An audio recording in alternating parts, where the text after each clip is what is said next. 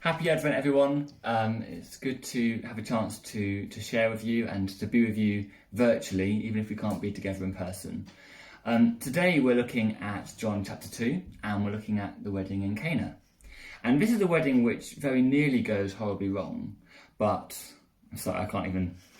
It reminds us of our wedding a little bit because our wedding very nearly went wrong, but moving past that, this is a wedding which very nearly goes wrong, but God really blesses the situation, and we learn so much about Jesus, and we also learn a lot about how we should respond. And Anne and I have been reading this passage together over the last week, and we thought we would share a few things which jumped out to us.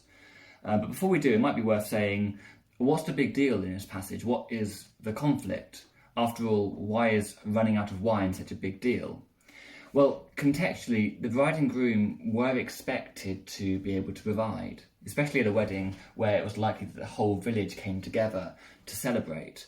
So to not be able to provide would have been a huge mark of shame, and it might also have been interpreted as a bad sign for the rest of their married life. So Jesus' act of compassion and miracle here is so loving and so gracious, because what might seem trivial from the outside would have been deeply powerful and deeply meaningful to those involved.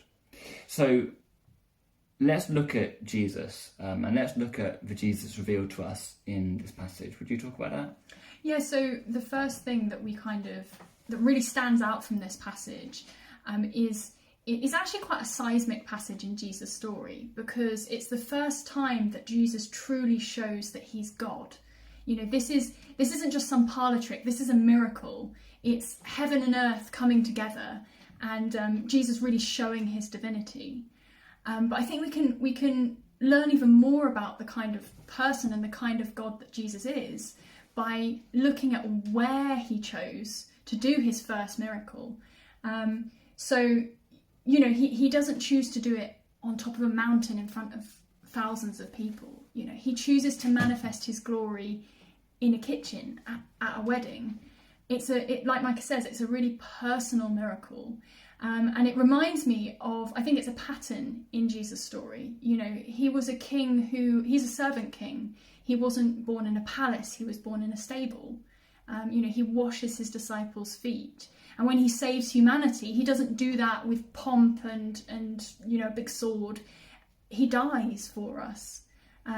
So I think that this is a miracle which shows Jesus is God, but it also shows that he's a servant God. And so I think it's a really powerful story in that sense. And he's not just a servant God, but he's a God that we can approach. And that was something else which really jumped out to us as we were reading this passage this week. I mean, Mary is a brilliant example here.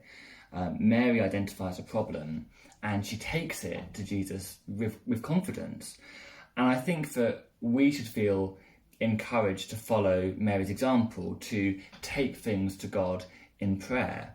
And I think in this time in particular, when so many of us are struggling and thinking about the future with a sense of uncertainty, a lot of us might have anxieties, some which are huge and overwhelming, and others which might comparatively seem more trivial. But we should be encouraged by this story to take all of these things to God in prayer. That's certainly something that God's been teaching us this week as we've been preparing for this passage, and not just to approach him in prayer, but also to be obedient to what he tells us.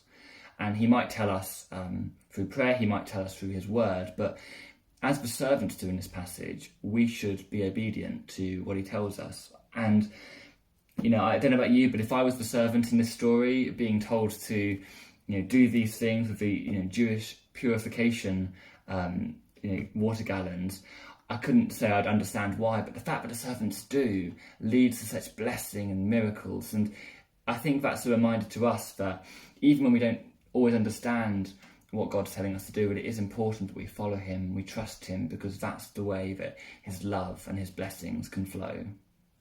Yeah, and I think that there's a point there about his blessings and about the extent of them. Jesus doesn't just knock out a few bottles of wine. It's gallons and gallons of the best wine. That's what he produces. That's what God's grace is like. God's grace is generous. And the other thing to know is that we were thinking about the different roles in the story that we might play,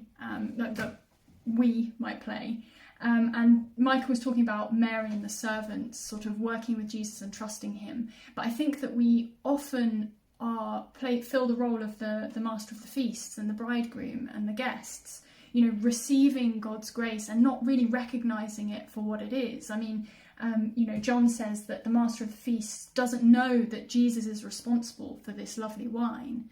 And the irony is that Jesus would have been served the wine that he'd created. And so, I mean, it reminds me actually of a verse from 1 Chronicles, which is, all that we have comes from you, and of your own do we give you. Everything that we have, all the good things we have are from God. And anything we give to him, the wine that's served at this wedding to Jesus is from him. And so we really need to try and recognise in our life and be grateful for the generous grace of God. Happy Advent, everyone. Yeah, happy Advent.